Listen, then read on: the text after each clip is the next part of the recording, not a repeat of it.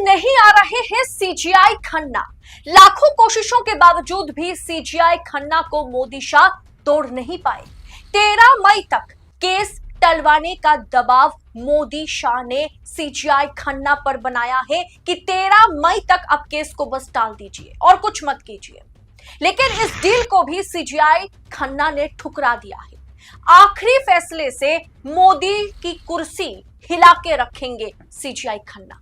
देश के सबसे बड़े जज पर भयंकर प्रेशर क्रिएट करने की कोशिश हो रही है, लेकिन सीजीआई खन्ना बाज नहीं आ रहे हैं। सीजीआई खन्ना को तोड़ने में मोदी शाह पूरी तरीके से नाकाम हो रहे हैं। ईडी, सीबीआई, इनकम टैक्स हर पैंतरेबाजी अपनाने की कोशिश की जा चुकी है, लेकिन खन्ना मानने को तैयार ही नहीं है। यहां तक कि रिटायरमेंट के बाद पोस्ट रिटायरमेंट जॉब्स भी सिक्योर करने के लिए खन्ना के पास डील को एक तरीके से डील सामने रखी गई, लेकिन खन्ना ने उसे भी ठुकरा दिया।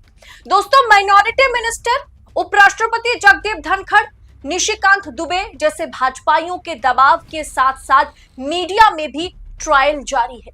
गोदी मीडिया ने भी सुप्रीम कोर्ट ने हदें पार की है या नहीं, इस पर प्राइम टाइम पर मीडिया ट्रायल शुरू कर दिया है। लेकिन फिर भी मोदी शाह के नुमाइंदे जो डील करने सीजीआई खन्ना के घर पर आवास पर पहुंचे थे, उन्हें खाली हाथ वापस भेज दिया गया। सीजीआई खन्ना ने बिना डील साइन करे उन्हें खाली हाथ वापस भेज दिया।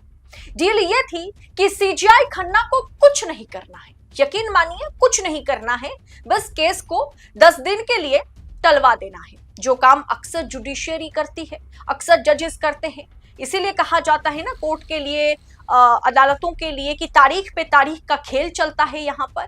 तो सीजीआई खन्ना को कुछ नहीं करना, बस 10 दिन के लिए केस को टाल देना है। केस की सुनवाई 10 दिन के लिए बस टाल देना है। देखिए क्या दिमाग यहाँ पर मोदी शाह जी लगा रहे हैं, चाणक्य लगा रहे हैं कि 5 मई को कोर्ट में वक्फ केस पर सुनवाई है और 13 मई को सीजीआई संजीव खन्ना रिटायर होंगे। हिसाब मिला लीजिए आप, अगर 8 दिन भी केस को अगर आप टाल देते हैं तो नई पीठ, नए सीजीआई, बी.आर. गवई इस पर नए सिरे से सुनवाई करेंगे, नए तरीके से तारीख रखे जाएंगे। और इतने देर समय तक किसी कानून को कानून बनने के बाद, किसी बिल को कानून बनने के बाद रोक के रखना, अभी सुप्रीम कोर्ट ने अपने तमिलनाडु वाले फैसले में कहा कि यह उचित नहीं है। बिल पर हस्ताक्षर होने के बाद वो कानून में तब्दील हो चुका है, उसके बाद भी आप उसे रोक के नहीं रख सकते। इसीलिए बस सरकार चाहती है कि 8 से 10 दिन के लिए ये केस बस पीछे हो जाए, टल जाए। ये केस जो 5 मई को सुनवाई होनी है, वो बस अब देख लीजिए कि 13-14 मई के बाद उसकी सुनवाई हो जाए, फिर तो मजा आ जाएगा। तब तक गुजरात लॉबी भी कुछ ना कुछ जुगाड़ कर लेगी, बी.आर. गवई को अपने हिसाब से सेट करने की कोशिश भी की जाएगी। लेकिन यकीन मानिए, ये जो संजीव खन्ना है, उसका बाप माना जा रहा है जस्टिस गवई को। बी.आर. गवई उससे भी बड़े ईमानदार जज है, तो उनके सामने भी उनको भी तोड़ना मोदी शाह के लिए आसान नहीं होने वाला। लेकिन दोस्तों, इस डील की जो खबर है, सोर्स के मुताबिक खबर यही है कि सीजीआई खन्ना सुनवाई को टलवाने के लिए या टालने के लिए राजी नहीं हुए हैं।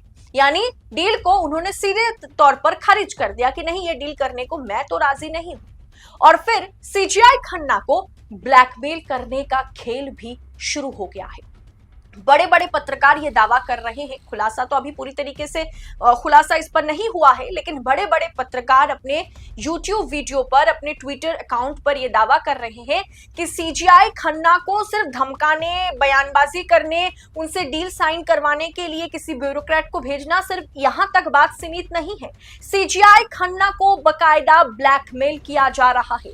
देश के दिग्गज सांसद, 5 बार एमपी चुने गए सांसद कह रहा है कि सुप्रीम कोर्ट जिस तरीके का फैसला सुना रहा है, वो दंगा कराने की कोशिश है। वो सीजीआई जिस तरीके का फैसला सुना रहे हैं, वो धर्म युद्ध पैदा करने की कोशिश है। सोचिए दोस्तों, 5 बार चुने गए एमपी, निशिकांत दुबे के बारे में मैं बात कर रही हूँ। सुबह से या कल से, परसों से लगातार 3-4 दिन से सांसद जी के बयान पर ही हम बात कर रहे हैं। इतना गंभीर आरोप सीजीआई पर लगाया गया है, जरा सोचिए कि सीजीआई पर इतना बड़ा आरोप कैसे लगाया गया। कहा यह जाता है, अक्सर स्मृति ईरानी कहती थी, खैर वो तो अब एमपी नहीं रही, मंत्री नहीं रही, बुरी तरीके से वो अमेठी से चुनाव हार गई, इसलिए उन्हें कोई इंटरव्यू पर भी नहीं बुलाते हैं। लेकिन वो अक्सर अपने इंटरव्यू में कहती हैं, अलग अलग जगह पर, अलग अलग मंच पर वो कह चुकी है कई मर्तबा कि भारतीय जनता पार्टी में बगैर मोदी के इजाजत के एक पत्ता भी नहीं हिल सकता है। मतलब एक पत्ता हिलने के लिए भी भारतीय जनता पार्टी के भीतर मोदी जी की परमिशन की, मोदी जी की मतलब सलाह की जरूरत होती है। अब ऐसे में निशिकांत दुबे ने सीजीआई पर, सुप्रीम कोर्ट पर, जुडिशियरी पर इतना भड़काऊ बयान दिया, इतना बड़ा आरोप लगाया, इतना मतलब अब कह सकते कि लांछन लगाया।